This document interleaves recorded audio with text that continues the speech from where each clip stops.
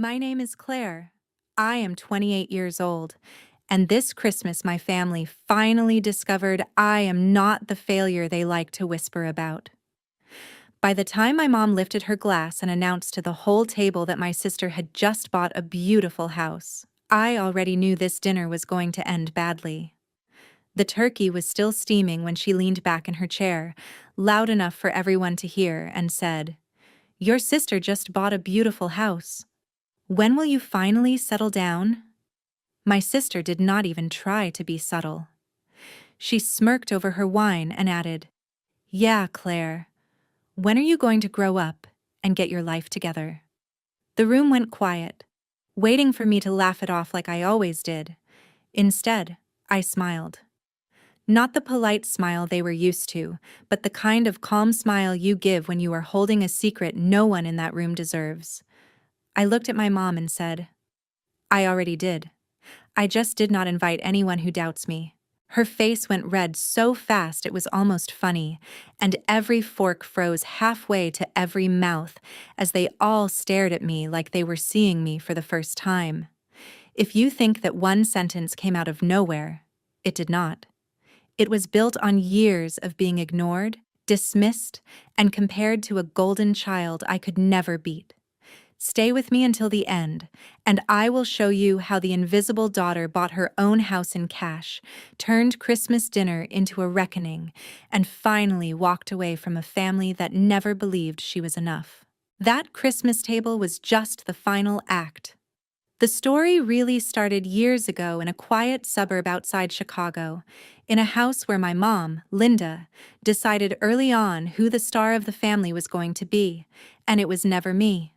My older sister, Vanessa, is 4 years older than I am. She was the firstborn, the pretty one, the natural performer. If there was a room, Vanessa knew how to walk into it like it was a stage. My dad, Robert, worked long hours as a structural engineer, always stuck in some project, always on a deadline, so most of the day-to-day parenting fell on my mom. And my mom made it painfully clear that Vanessa was the main character and I was just the background. I still remember the year Vanessa won a local dance competition. My mom went all out. She threw a huge party in our living room with a giant cake shaped like a trophy, balloons everywhere, and relatives packed into every corner taking pictures of Vanessa like she had just won an Olympic medal. My Aunt Donna kept saying how proud she was. Our cousin Mia, her daughter, stood next to me and whispered, "This is a lot for a plastic trophy," but my mom was glowing. That same year, I won first place in a statewide writing contest. There was no party, no balloons, no cake. My mom glanced at the certificate while she was cooking and said, "That is nice, Claire, but look at what Vanessa is doing." She held up a photo of my sister in her sparkly costume, like that was the only achievement that mattered. Moments like that never stopped. When I was 10, we had planned a family picnic that I had been excited about for weeks. The morning of, my mom walked into my room and said, "We have to cancel. Vanessa needs a new dress for prom and the sale is today." I said, "We could go after, or tomorrow," but she shut it down with, "Your sister's things are more important right now." Another time, I had a piano recital I had practiced months for. I looked out into the audience, searching for my mom's face, but her seat was empty. Later, I found out she had skipped it because Vanessa had a volleyball game, and according to her, "Your sister needs me more. People are counting on her." It did not matter what I did. It always came second. I was the quiet kid who loved books and notebooks, the one who sat in the corner during family parties while everyone circled around Vanessa asking about her friends, her hobbies, her plans. After every gathering, when the noise finally died down, Mia would find me. She would sit on the edge of my bed or next to me on the back porch and say, "She has no idea what she is missing out on with you." It helped, but it did not change the fact that inside that house, I felt like a shadow. My mom was busy polishing Vanessa's spotlight while acting like I should be grateful just to stand nearby. Have you ever grown up realizing that in your own family, You are not the one they are rooting for. You are just the one they expect to stay quiet and clap for somebody else. By the time I hit my late teens, the favoritism was not just about trophies and attention anymore. It was about money and opportunity. When Vanessa finished high school, my mom, Linda, sat her down at the kitchen table with a stack of pamphlets from a nearby community college. She said, "We want you to stay close, sweetheart. Community college is perfect for you. It will keep you stable and surrounded by people you know." What she really meant was, "I want you close to me." Tuition, books, gas money, all of it was handled. Vanessa bounced between classes, parties, and whatever new friend group she latched onto that semester. My mom called it networking. When it was my turn, the tone completely changed. I told my parents I wanted to go to a state university and study digital marketing because I loved the mix of creativity and numbers. My mom barely looked up from her phone. "That is expensive, Claire. Maybe you should think smaller, something more practical." My dad, Robert, mumbled something about scholarships as he rushed out the door, already late for another site visit. And that was that. Nobody sat me down with pamphlets or promised to cover anything. So I went online, filled out scholarship forms until my eyes burned, and took a part-time job at a local coffee shop. I learned how to steam milk, smile at rude customers, and do homework during my 10-minute breaks. When my acceptance letter from the University of Illinois came with a financial aid package attached, my mom said, "Well, if they are paying, then I guess you can go." Vanessa stayed in town, enrolled at the community college, and, unsurprisingly, spent more time in bars and at parties than in classes. Still, every time she passed a class, my mom made it sound like a miracle. When Vanessa finally finished her associate degree and landed a sales job at a clothing store in the city, my mom booked a big dinner at a nice Italian restaurant downtown. She invited extended family, ordered appetizers for the table, made a toast about how proud she was of her firstborn. Mia and I clinked glasses of soda and shared a look. A few months later, I graduated from university with honors. I walked across the stage, heard my name, felt the weight of every late night and every double shift at the coffee shop. After the ceremony, while my friends were taking group photos with their families, I checked my phone. There was a short text from my mom. "Congrats, honey. Your sister is swamped at work. You should call her and tell her all about it. No dinner, no toast, no family celebration." It stung, but it also clarified something for me. If I waited for my family to celebrate me, I was going to be waiting forever. After graduation, I moved into a small apartment in Chicago. The walls were thin, the windows were drafty, and the kitchen was barely big enough for one person, but it was mine. I landed an entry-level job at a small marketing agency, the kind of place where you do everything because there is no one else to do it. I managed social media, wrote ad copy, pulled reports, and stayed late watching tutorials about campaigns that actually worked. I lived on discounted groceries from big box stores, learned to cook basic meals from recipe apps, and tracked every dollar in a spreadsheet. My mom called often, but the conversations always circled back to Vanessa. "Your sister just got a new bonus.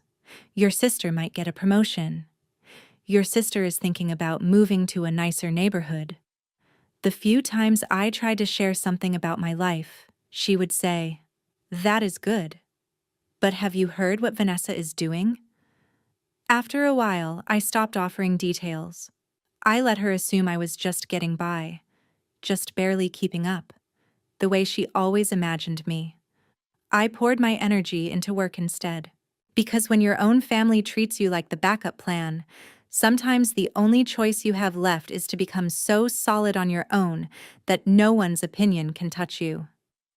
I just did not know yet how far that determination would actually take me, or how much it would matter on a Christmas night a few years down the line.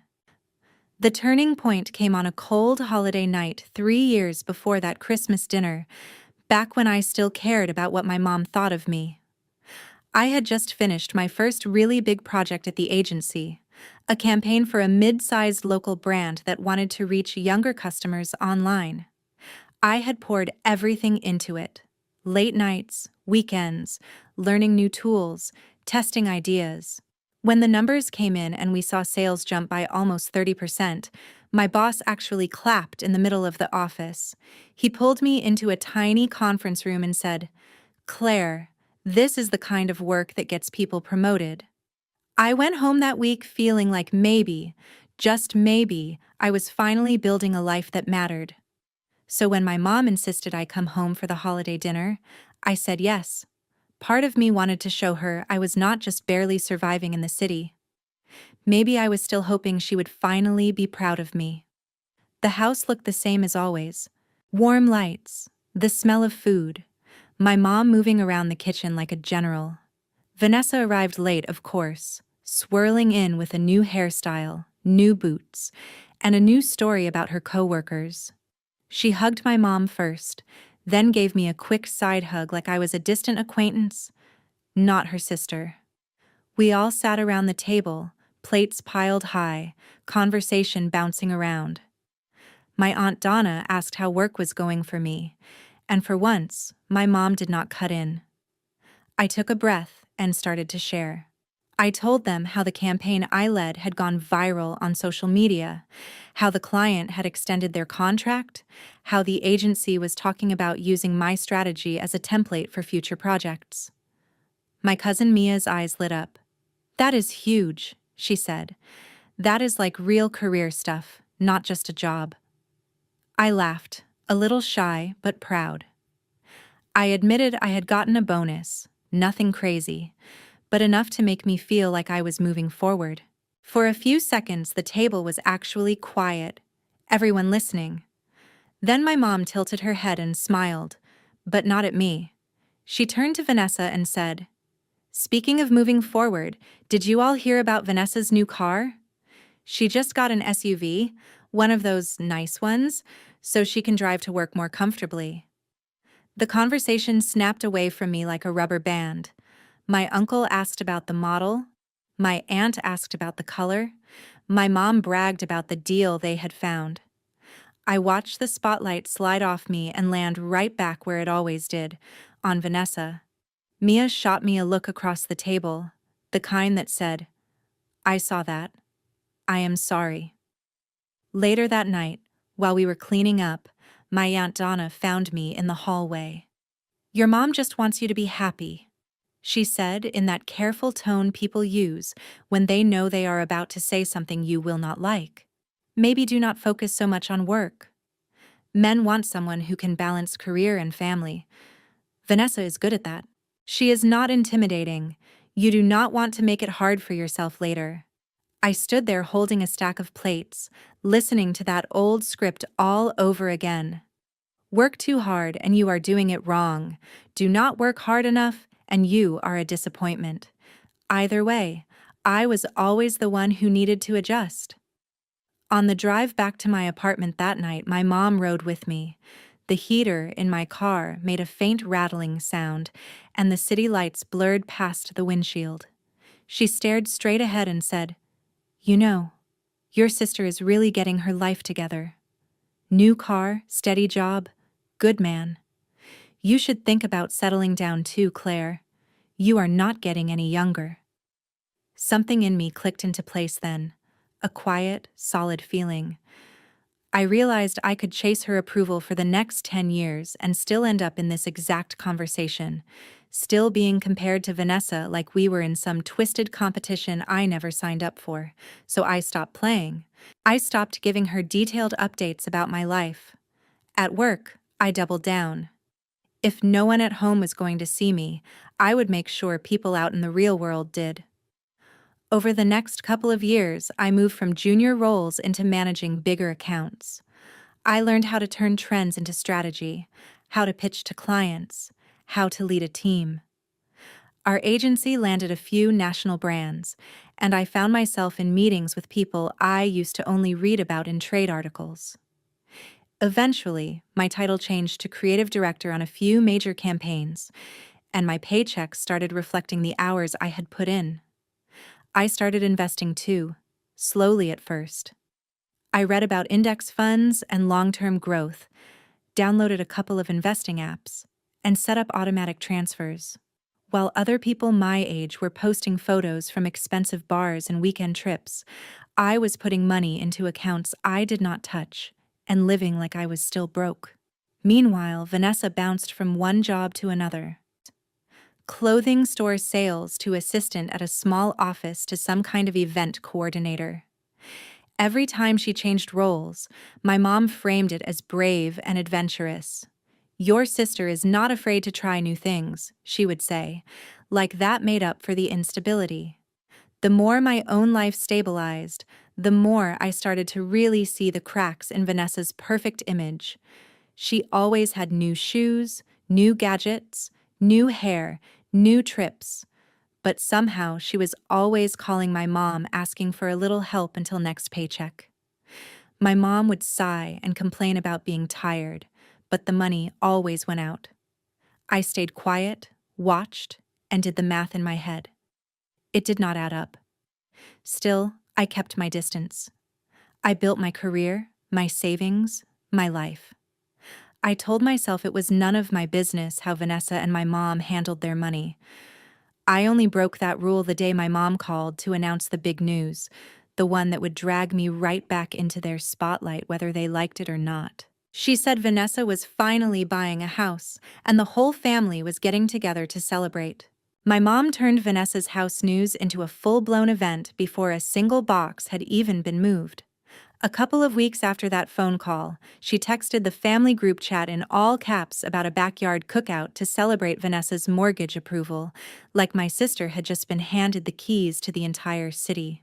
When I pulled up to my parents' place that Saturday, there were balloons shaped like little houses tied to the fence, and a big cardboard cutout of a key propped up on the patio table. My mom had even ordered a cake with "Congratulations on your new home," Vanessa written in looping frosting. Vanessa stood in the middle of it all, drink in hand, describing the place like it was a palace. 3 bedrooms, a finished basement, a cute little yard. Only 20 minutes from the lake. Perfect for future kids and hosting holidays. Every few minutes my mom would chime in with, "We are just so proud, she works so hard, she deserves this." I hovered near the grill with my dad, flipping burgers while he muttered about interest rates under his breath. People drifted in and out of conversations. An aunt asked me if I was still in that little apartment in the city, the way someone might ask if you were still driving the same old beater car from high school. I said yes, and she smiled in that pitying way and said, "Well, at least you do not have a mortgage yet. Must be nice not having any big responsibilities." I bit down on a reply and took a sip of my watered-down soda instead. Later, when most of the family was outside taking pictures with the cake, I went into the kitchen to refill the ice bucket. That is when I heard my mom's voice, low but urgent, coming from the dining room. I paused by the doorway and listened. Vanessa was sitting at the table with a thick envelope in front of her, papers spread out like a messy fan. My mom sat across from her, glasses on, brow furrowed.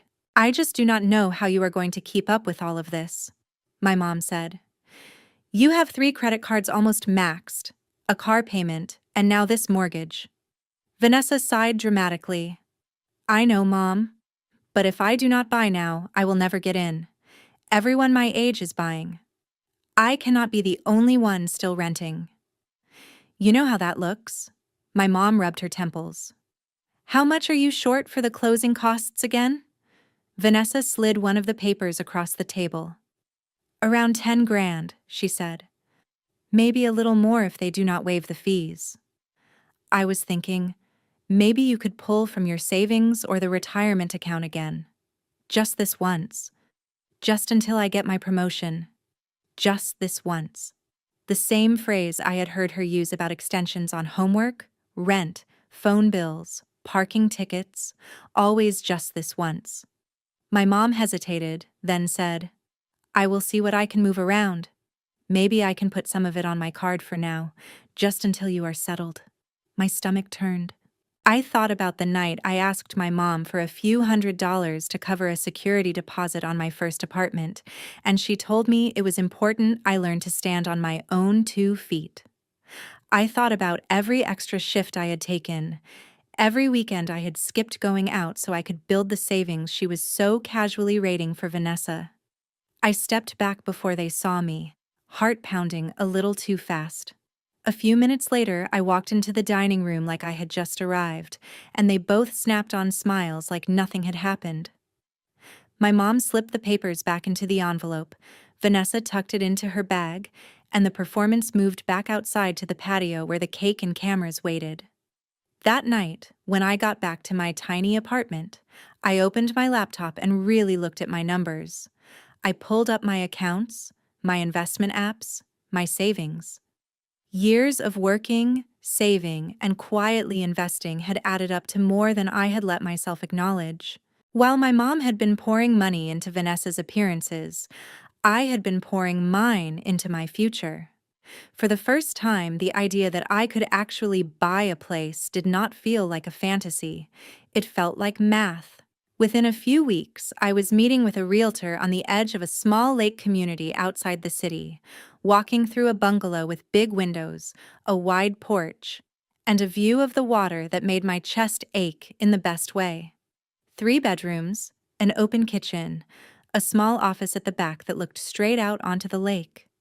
No shared walls, no upstairs neighbors stomping around at midnight. The price made my palms sweat. But when I sat down with a financial advisor and we went through everything line by line, he said something that stuck with me. You have done the work. You can afford this. You could even pay cash if you want to avoid the mortgage headache. So I did. I emptied accounts I had been growing for years, moved things around, and wired the money. No loans, no cosigners, no desperate phone calls to my mom. On the day I got the keys, I stood alone in the empty living room and listened to the silence. No traffic, no neighbors, just the faint sound of water against the shore and my own breath in my ears. It felt like stepping into a life nobody had seen coming, least of all my family. Mia was the only one I told at first. She drove out one weekend with a trunk full of plants and a toolbox, walked through the front door, and immediately started grinning. "Claire," she said, "this is insane. This is like proof you were never the loser in this story." We spent the weekend building furniture, unboxing dishes, and arguing over where to put the couch. We made runs to big box stores, loaded up carts with towels and lamps, and by Sunday afternoon, the house looked less like a listing and more like a home. At one point, Mia stood in the doorway of my new office and said, "Do they have any idea?" I shook my head. No, and for now, I like it that way. I did not want my house turned into another stage for Vanessa or another talking point for my mom. I wanted one part of my life to be fully mine, untouched by their expectations. I honestly believed I could keep it that way. I thought I could let them keep their fantasy about who was winning and who was losing, and I could just exist quietly by the water.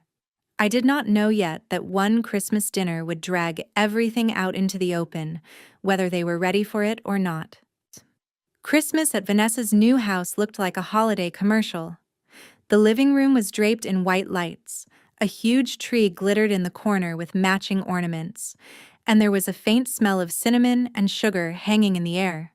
She had Christmas music playing just loud enough to make everything feel festive, and my mom, Linda, moved around the kitchen like she owned the place, telling everyone how proud she was. I pulled up in my old hybrid, parked a few houses down, and sat there for a second staring at the front door. Part of me wanted to turn around, drive back to my quiet house by the lake, and spend the night with a frozen pizza and my cat.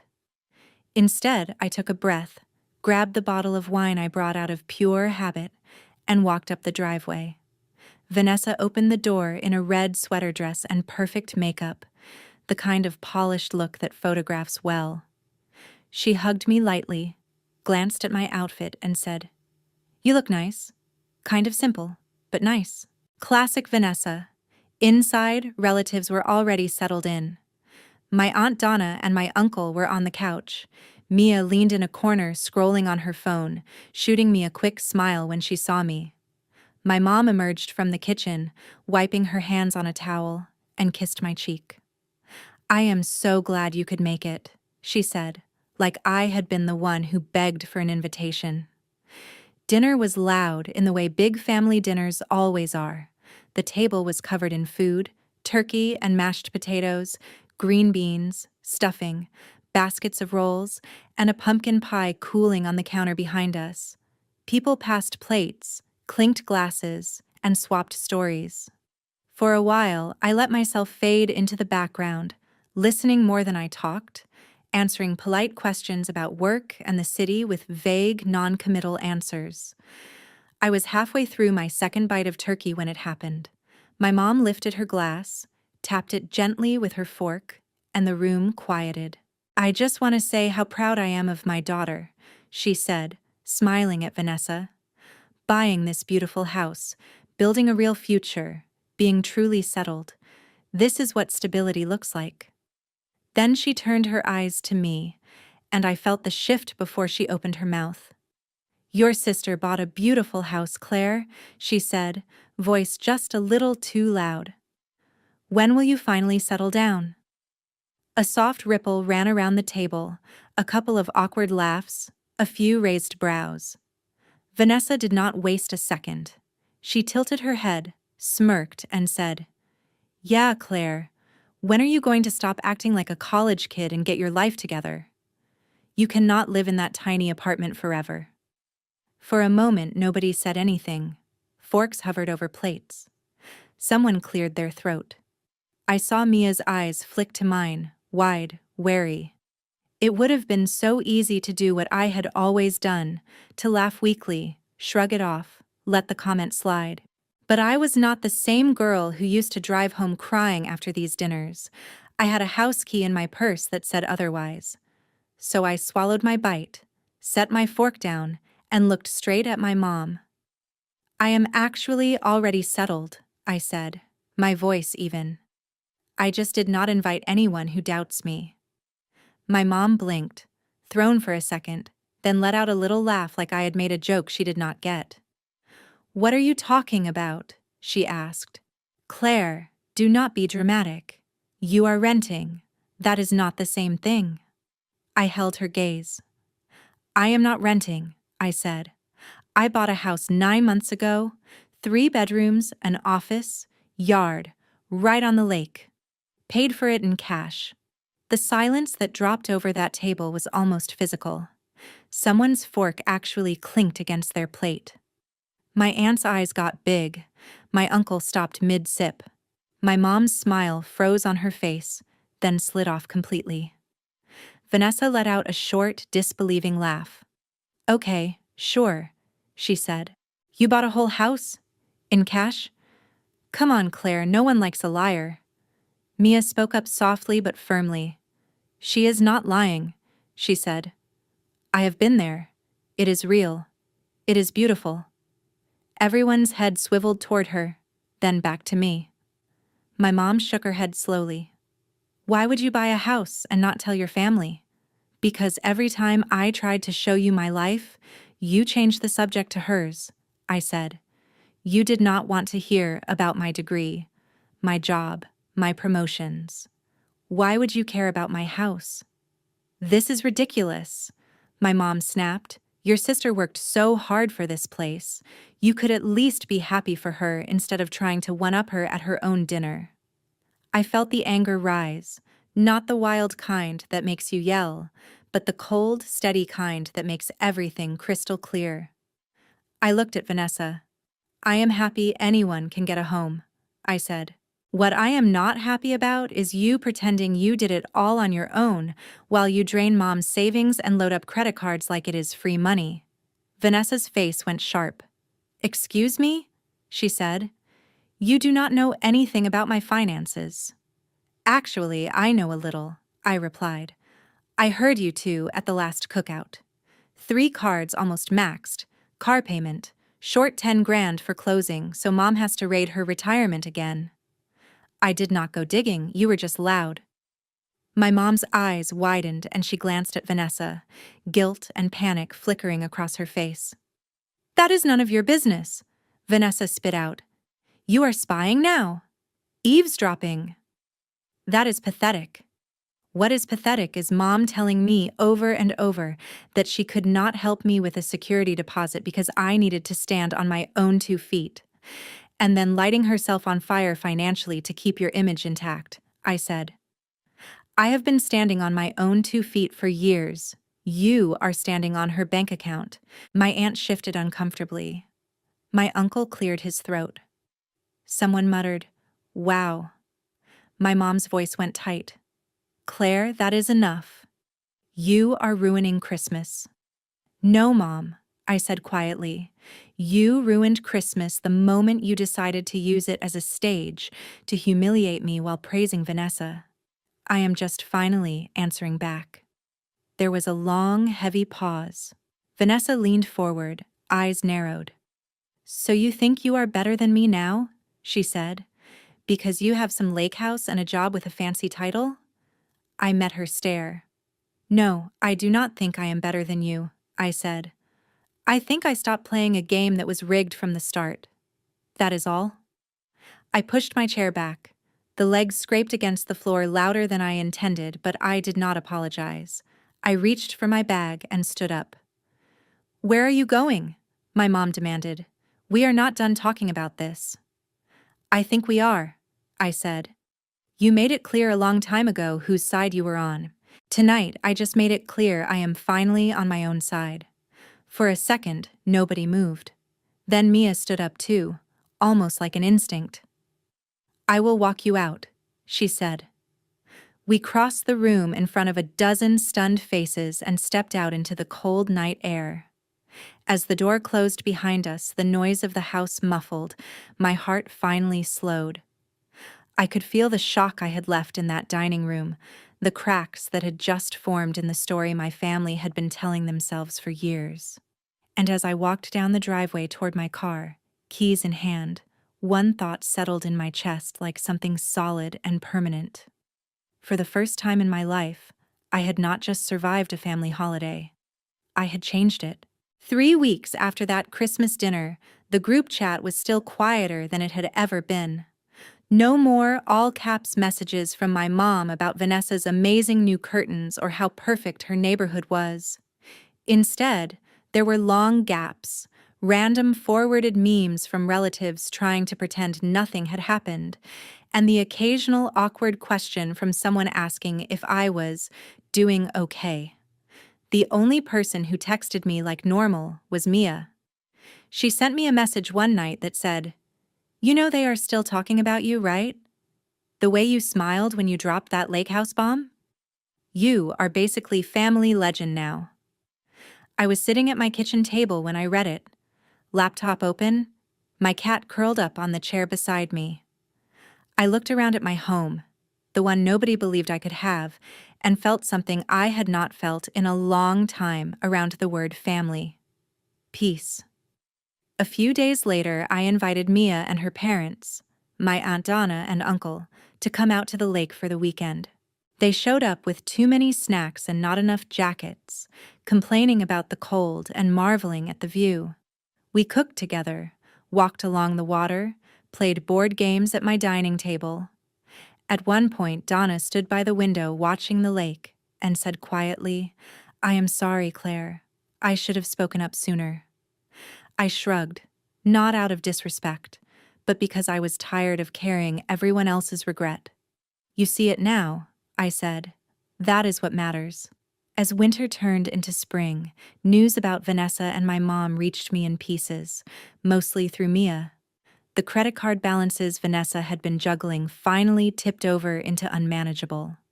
The promotion she had been counting on did not happen. Her performance at work slipped under the weight of missed payments, phone calls from collectors, constant stress. A few months after Christmas, her company did layoffs, and she was one of the first to go. Without that steady paycheck, the house that had been my mom's favorite bragging point became a burden. They tried to keep up with the mortgage for a while, but the numbers just did not work. Eventually, Vanessa put the house on the market. The dream home that had earned her a standing ovation in the backyard was sold to pay back some of the debt she had racked up trying to look successful. My mom, Linda, called me over and over once things started falling apart. At first, the voicemails were angry. How could you embarrass your sister like that? Then they turned into pleading. We are still family. Your sister needs help. You have money now. You could loan her some, just until she gets back on her feet. And buried in all of that, finally, were a few words I had thought I would never hear. I am sorry. I did not realize how much I hurt you. I listened to them, every single one, sitting on my porch with the lake in front of me, and I realized something important. An apology does not erase the years you spent shrinking yourself to fit inside someone else's story. It does not obligate you to walk back into a role that nearly broke you. So I called her one last time. I told her, Mom, I am glad you are starting to see what happened. I really am. But I spent my whole life being the one you overlooked, the one you expected to sacrifice so someone else could shine. I am not doing that anymore. I am not going to fix problems created by choices I did not make. I love you, but I am done. Then I set boundaries I never thought I would have the courage to set. Fewer calls, no more financial conversations, no more guilt trips about Vanessa. When those lines were ignored, I did what I had to do. I blocked numbers. I muted chats. I chose my own peace over their version of loyalty. I poured that energy into my work, my friendships, and something new. I started volunteering at a local women's center, helping women who felt trapped by family expectations or financial dependence figure out small, practical ways to build freedom. Budgets, resumes, basic marketing skills for side hustles. Sitting across from them, hearing their stories, I recognized pieces of my own.